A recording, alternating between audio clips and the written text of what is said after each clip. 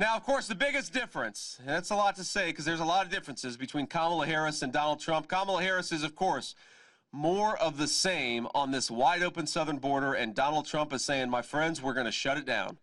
We're going to close down that border. We're going to build the wall. We're going to reimpose deportations, and we're going to put American citizens back in charge of their own country.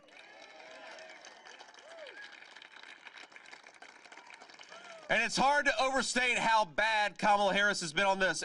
From the moment she came into the Oval Office, she actively bragged about undoing Donald Trump's successful border policies. She said, we're going to suspend deportations. She said that we're going to make it harder for people who are illegally in this country to get taken out of this country. She said it was compassionate to allow the Mexican drug cartels free reign over the United States of America. You know what I think real compassionate is?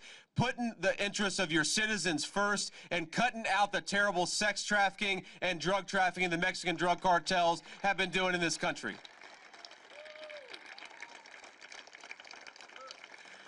But she's not just rolling out the red carpet for illegal aliens in this country. Kamala Harris is also promising to give them benefits paid for by the American taxpayer.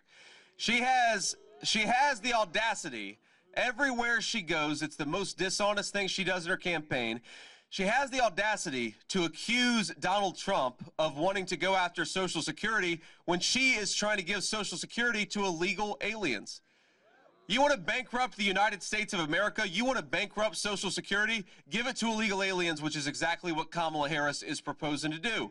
She talks about how Donald Trump wants to take away Medicare. Donald Trump has fought to protect Medicare his entire life as a leader of this country. Kamala Harris is promising illegal aliens will get access to Medicare. And not just that, but she'll pay using your tax dollars. She'll pay for illegal aliens who commit violent crimes to get sex changes on taxpayer dime.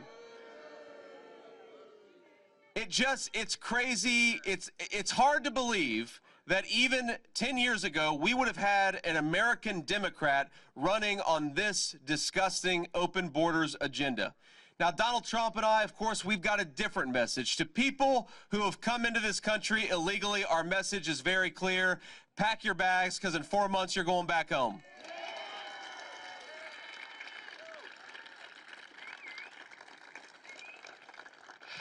You know, there's so many problems that come from this wide open southern border.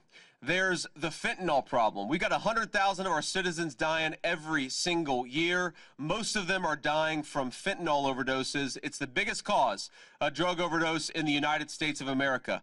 We've got schools in the state of North Carolina that are overwhelmed with children who don't even speak English because they were brought here by illegal aliens. Now, what does it do to the education quality of our own children when you put thousands of people in the schools who don't even speak their language? We know what that means. That means administrators, that means teachers, that means people who are going to focus on illegal aliens instead of American citizens. And look, I don't begrudge anybody who wants to come to the United States of America and have a better life, but I think two things. Number one, they ought to do it properly. Come through the legal channels, come through the right way, like millions of people have done in the United States of America. But more importantly, I do not think that the leadership of the United States, that the compassion of our leaders should be focused anywhere but on the best interests of the American citizenry who belong in this country. That's why American leaders exist, is to look after the interests of the American nation.